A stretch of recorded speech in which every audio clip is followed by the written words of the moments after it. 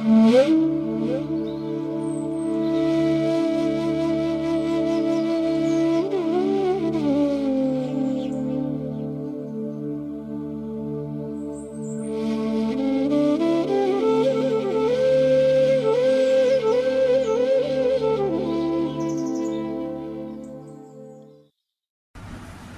জননীং শারদাং দেবীং রামকৃষ্ণং জগদ্গুরুং পাদপদ্মে তয়ো শ্রিত্বা প্রণমামি মুহুর্মুহু। নমস্কার। শ্রী শ্রী ঠাকুর, শ্রী শ্রী মা এবং স্বামীজি মহারাজের চরণে ভোলুণ্ঠিত প্রণাম জানিয়ে আজকে আমরা শিল্পগুরু অবনীন্দ্রনাথ ঠাকুরের প্রতি আমাদের শ্রদ্ধা নিবেদন করব। আপনাদের জানিয়ে রাখা ভালো, 7ই আগস্ট থেকে 12ই আগস্ট এই সময়কাল ব্যাপী স্টার থিয়েটারে নটি বিনোদিনী মেমোরিয়াল আর্ট গ্যালারিতে অনুষ্ঠিত হচ্ছে অবনীন্দ্রনাথ ঠাকুরের জন্মোৎসব। সর্বভারতীয় চারুকলা মন্দিরের অধ্যক্ষ কর্ণধার শ্রীযুক্ত ইন্দ্রজিৎ বসু মহাশয় তার সুদক্ষ পরিচালনায় এবং সুতীক্ষ্ণ সুনিপুণ আন্তরিকতার মেলবন্ধনে এই উৎসব উদযাপন করছেন। 154তম অবনীন্দ্রনাথ ঠাকুরের যে জন্মোৎসব, সেই জন্মোৎসব গতকাল অনুষ্ঠিত হলো এই স্টার থিয়েটার নটি বিনোদিনী মেমোরিয়াল আর্ট গ্যালারিতে। বিদগ্ধ গুণী মানুষজনদের সঙ্গে ইন্দ্রজিৎ বাবুর একান্ত ভালোবাসায় আমিও ব্যক্তিগতভাবে উপস্থিত ছিলাম, মুগ্ধ হয়ে গেছি। ব্যক্তিগতভাবে বলা চলে যে ইন্দ্রজিৎ বাবুর এই কর্মদক্ষতা এবং পরিচালন শক্তি আমাকে বারবার মুগ্ধ করেছে, আপ্লুত করেছে। তার আন্তরিকতায় আমি মন্ত্রমুগ্ধের মতন তাকে প্রণতি জানিয়েছি। সুতরাং আজকে আমরা সেই অবনীন্দ্রনাথ ঠাকুরের কথাই স্মরণ মনন করব এবং 19 শতকে বিধাতা পুরুষ প্রতিবার পূর্ণ কুম্ভ নিয়ে বাংলার নানান প্রান্তে যখন ঘুরে বেড়াচ্ছিলেন, তখনই উত্তর কলকাতার দ্বারকানাথ ঠাকুরের গলির 5 আর 6 নম্বর বাড়ির সামনে হয়তো তার পা আটকে গিয়েছিল, আর হাতের পূর্ণ পাত্র উছলে ভেতরে যা পড়েছিল তা ওই 2 বাড়িতে ছড়িয়ে পড়েছিল। তা না হলে প্রিন্স দ্বারকানাথের বসত ও বৈঠকখানা বাড়িতে যে প্রতিভার বিস্ফোরণ হয়েছিল তার কোনো লৌকিক কারণ পাওয়া শক্ত ছিল। এবং সত্যি সত্যি আমরা যখন আজকে এই 2025 সালে দাঁড়িয়েও অবনীন্দ্রনাথ ঠাকুরকে শিল্পাচার্য, শিল্পগুরু, ভারত শিল্পের ভগীরথ ইত্যাদি নানান অভিধায় ভূষিত করে থাকি, সেদিক দিয়ে বিশেষজ্ঞরা আলোচনা করবেন। কিন্তু তার লোকোত্তর প্রতিভার এক একটি দিক ছিল তার সৃজনাত্মক সাহিত্য, শিল্প প্রবন্ধাবলী, ভারত শিল্পের সরঙ্গ এবং ভারত শিল্পে মূর্তি প্রভৃতি গ্রন্থ, যেগুলো তার শিল্পী সত্তার সাথে সম্পৃক্ত ছিল। তাকে শিশু সাহিত্যিক আখ্যা দিলে লঘুকরণ করা হবে। বুদ্ধদেব বসু বলেছিলেন, অবনীন্দ্রনাথ শিশুদের জন্য নয়, মানুষের জন্য লেখেন। এবং এর চেয়ে বড় সত্য খুব কম আছে। তার দীর্ঘ জীবনের তুলনায় অবনীন্দ্রনাথের গ্রন্থ সংখ্যা নগণ্য। আবার তার একটা বড় অংশ ছাপা হয়েছে তার মৃত্যুর পরে, যেমন মারুতির পুঁথি, হানাবাড়ির কারখানা, বাদশাহী গল্প প্রমুখ। এবং এই লেখা ও তার বিভিন্ন শৈলীতে আঁকা ছবিগুলো থেকে একটা বিষয় স্পষ্ট হয় যে শিল্পী বা সাহিত্যিক কোনো অবনীন্দ্রনাথকেই বাক্সে ভরে লেবেল মেরে দেওয়া যায় না। তিনি ক্ষণে ক্ষণে বিষয়, ভঙ্গি, শৈলী সব বদলে ফেলতে পারতেন। এমনকি বৈষ্ণব পদাবলী ভিত্তিক একটা গোটা সিরিজ আঁকার পর তিনি শাহজাহানের মৃত্যু এবং অন্যান্য মুঘল ইতিহাস কেন্দ্রিক ছবি এঁকেছিলেন। অন্তত 3 বার তাজমহল তাঁর তুলিতে মূর্ত হয়ে উঠেছিল, অথচ তিনি কখনো আগ্রায় পা রাখেননি। সাহিত্য রচনার ক্ষেত্রেও একই ঘটনার পুনরাবৃত্তি আমরা পাই। তিনি মূলত শকুন্তলার ক্ষীরের পুতুল, নালক, রাজকাহিনী, বুড়ো আংলার স্রষ্টা হিসাবে জনপ্রিয়। ছোট ছোট ছবিতে ভরা বই, নিটোল গল্প, নদীর স্রোতের মতন বেগবান, অথচ চিত্রময় ভাষা কিশোর পাঠকের মনে গেঁথে যায়। সত্যি সত্যি আজও আমাদের মনে দোলা দিয়ে যায় কোন ঠাকুর? অবিন ঠাকুর ছবি লেখে, সার্থক তার আত্মপরিচয়। সত্যিই তিনি তার গল্পের মধ্যে অক্ষর দিয়ে রাশি রাশি ছবি এঁকে যেতেন এবং এই যাত্রা শুরু করিয়েছিলেন তাকে রবি কাকা। একদিন কথায় কথায় বলেছিলেন, অবন, তুমি ছোটদের এত ভালো গল্প শোনাও, সেগুলো লিখে ফেলো না কেন? ভাষার যদি কোনো সমস্যা হয় আমি তো আছি। 24 বছরের যুবক লিখতে বসে গিয়েছিলেন, একদমে লিখে ফেলেছিলেন শকুন্তলা। ভীরু পায়ে যখন লেখা নিয়ে কাকার কাছে পৌঁছলেন, তখন বাংলার শ্রেষ্ঠ সমালোচক এবং সম্পাদক রবীন্দ্রনাথ ঠাকুর বারবার পড়েও একটি শব্দ বদলাতে পারেননি এবং কয়েকদিনের মধ্যেই সেই পাণ্ডুলিপিটি ছাপা হয়ে গিয়েছিল। অবনীন্দ্রনাথ সাহস পেয়েছিলেন, ভেবেছিলেন যে তাঁর লেখার ক্ষমতা আছে এবং আর কোনো দিন তিনি দ্বিধা বা সংশয় ভোগেননি। নিয়মিত লিখতেন না, তাই 1 বছর পরে তিনি লিখেছিলেন ক্ষীরের পুতুল। আবার উল্টো দিকে অবনীন্দ্রনাথ ঠাকুর যখন সবে 21-এ পা দিয়েছেন, তখন পাশের বাড়ি থেকে 10 বছরের বড় রবি কাকার ডাক এলো। বিনা ভূমিকায় তিনি বললেন, অবন, চিত্রাঙ্গদা বই হয়ে বেরোচ্ছে, তোমাকে ছবি দিতে হবে। 21 বছরের যৌবন মুহূর্তের দ্বিধা না করে জবাব দিয়েছিল, দেব। দিয়েও ছিলেন নিজেকে উজাড় করে। মাত্র 42 পৃষ্ঠার বই, তাতে ছবি এবং অন্যান্য অলঙ্করণ ছিল 35টি। রবীন্দ্রনাথের এইটি প্রথম অলঙ্কৃত গ্রন্থ। 1892 সালে প্রকাশিত বইয়ের মূল্য ছিল 5 টাকা, যেটা আজকের হিসাবে নিতান্ত কম নয়।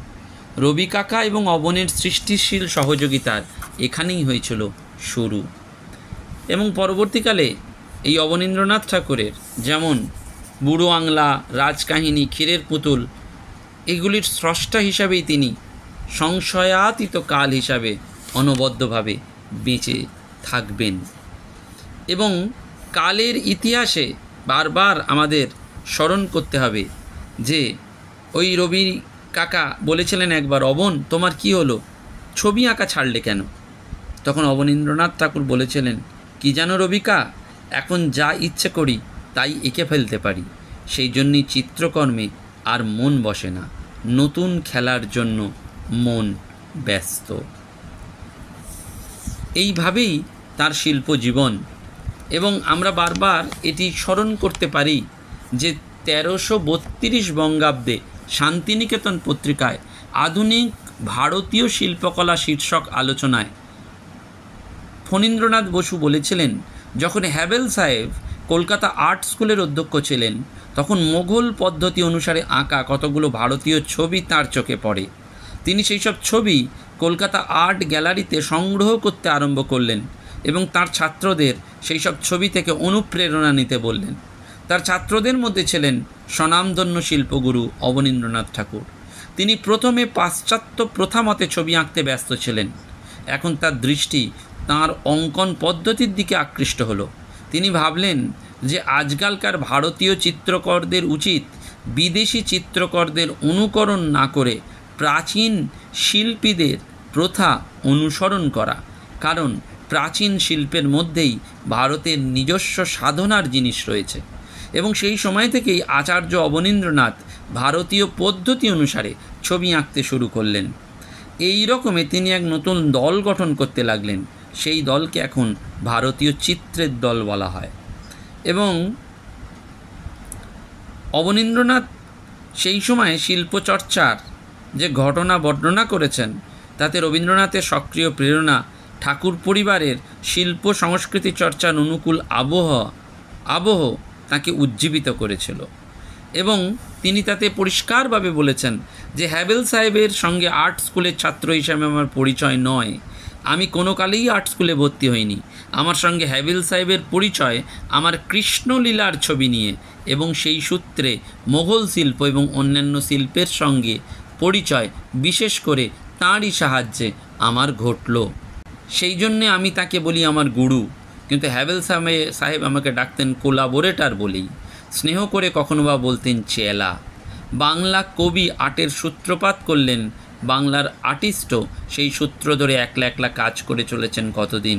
তারপর ভারতীয় শিল্পে নন্দলাল বসু, সুরেন্দ্র গাঙ্গুলি, অর্ধেন্দ্র গাঙ্গুলি, কুমার স্বামী, উড্রপ সাহেব, হ্যাবেল সাহেব এবং Indian society of oriental art দেখা দিয়েছিল অনেক পরে। এবং সত্যি সত্যি এই যে শিল্প নিয়ে খুব সুন্দর করে বলেছিলেন 1329 শান্তিনিকেতন পত্রিকার একটি প্রতিবেদনে, যেখানে অবনীন্দ্রনাথ ঠাকুর বলেছিলেন যে প্রত্যেক শিল্পীকেই স্বাধীনভাবে নিজের আদর্শ চিত্রে ফুটাইয়া তুলিতে হইবে। এক্ষেত্রে যেন তাহাদের অধ্যাপকের উপর সম্পূর্ণ নির্ভর না করে, কেননা অন্যের আদর্শে ছবি আঁকিতে গেলে প্রথমত কিছুতেই তাহারা সে আদর্শকে সম্পূর্ণ লাভ করিতে পারিবে না, দ্বিতীয়ত তাহাদের নিজেদেরও যে বৈশিষ্ট্য ছিল তাহারা হারাইয়া ফেলিবে। তিনি বলেন যে তিনি নিজে কাহারও নিকট হইতে শিক্ষা পান নাই, তিনি যে আর্ট সৃষ্টি করিয়াছেন তাহা সম্পূর্ণ তাহার নিজের। তেমন প্রত্যেক শিল্পী তাহার আর্টে এমন একটি জিনিস প্রকাশ করুক যেটি কেবল তাহারই জিনিস, অন্যের নিকট হইতে ধার করা নয়। ইহার পর সেদিনকার মতন সভা ভঙ্গ করা হয়। আচার্য অবনীন্দ্রনাথ কলাভবনে শিল্পীদের লইয়া আর্টের বিষয়ে আলোচনা করেছিলেন।